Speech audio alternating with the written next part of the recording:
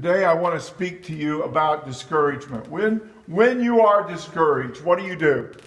Well, this book was written, we're talking about the Bible here, not just my translation, the Orthodox Jewish Bible, but it was written for when you are discouraged, to encourage you. And you know what? One of the main authors of the Brit Hadashah was a guy who had every kind of discouragement.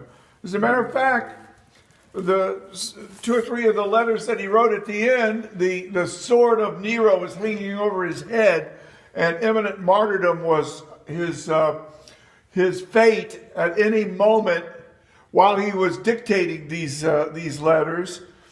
And you have to see that you can't get any more discouraging situation than he was under.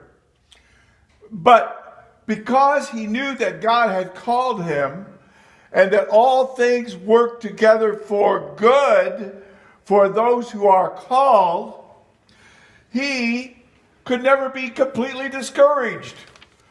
He said, yes, we're afflicted in every way, but not crushed. We're perplexed, but not driven to despair. We're persecuted, but not forsaken. We're struck down, but not destroyed. And yeah, okay, our circumstances are very bad, but we don't walk by sight. We walk by faith. Amen. And God heals the brokenhearted.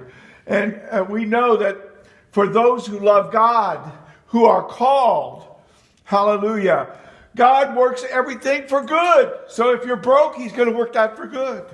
If your wife just left you, he's going to work that for good. If your children won't speak to you, he's going to work that for good. If your boss just told you, don't come back to the office tomorrow, he's going to work that for good. Why? Because you're called.